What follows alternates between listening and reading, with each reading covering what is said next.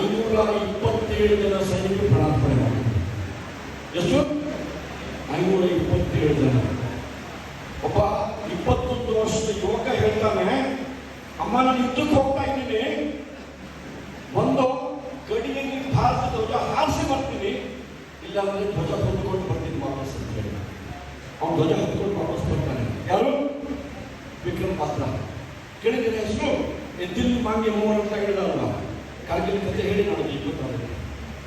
ರಾಷ್ಟ್ರೀಯತೆ ಮತ್ತು ರಾಷ್ಟ್ರೀಯ ಸಮಗ್ರತೆ.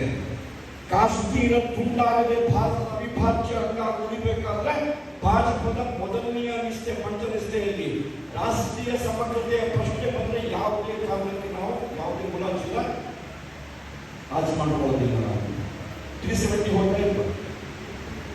ಎಷ್ಟು ವರ್ಷ ಹೋರಾಟ ಮಾಡಬೇಕು? 70 ವರ್ಷ ಹೋರಾಟ ಮಾಡಬೇಕು. ಎರಡನೇದೇನು?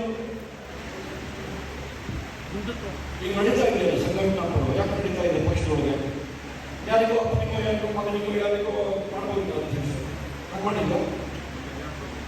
ಪ್ರಜಾಪ್ರಭುತ್ವದಲ್ಲಿ ನಂಬಿಕೆ. ಬೇರೆ ಯಾವುದಾದ್ರು ಪಕ್ಷ ಇತಿಹಾಸ ನಡೀತೆ ಅಷ್ಟಲ್ಲಿ ಈ ತರ 3 ವರ್ಷಕ್ಕೊಂದ್ಸಲಿ 6 ವರ್ಷಕ್ಕೊಂದ್ಸಲಿ ಮೆಂಬರ್ಶಿಪ್, 3 ವರ್ಷಕ್ಕೊಂದ್ಸಲಿ ಬೂತಿಂದ ಹಿಡಿದು ರಾಷ್ಟ್ರ ಮಟ್ಟದವರೆಗೆ 3 ವರ್ಷ ಅಂದ್ರೆ ಬಿಡುವರೆ ಆಗ್ಬೋದು, 4 ಆಗ್ಬೋದು, ಕೆಲವು ಚುನಾವಣೆ ಬರುತ್ತೆ, ತೊಂದರೆಗಳು ಬರುತ್ತೆ. ಆಗತ್ತಾ ಇಲ್ವಾ? ರಾಷ್ಟ್ರೀಯ ಅಧ್ಯಕ್ಷರ ಪಟ್ಟಿ ತೆಗೆದು ನೋಡಿ, ಯಾವುದೇ ಒಂದೇ ಕುಟುಂಬದ ಅಧ್ಯಕ್ಷ ಅಂತ ನೋಡಿದ್ದೀರಾ?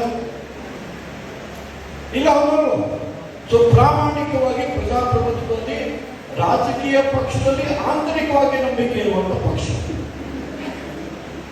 ಮೂರನೇದೇನಿರ್ಬೋದು? ಮೊದಲನೇದೇನು? ರಾಷ್ಟ್ರೀಯತೆ ಮತ್ತು ರಾಷ್ಟ್ರೀಯ ಸಮಗ್ರತೆ. ನೋಡಿ, ಫೋನ್ ಇಟ್ಟಿದೆ, ಬರೆಯೋ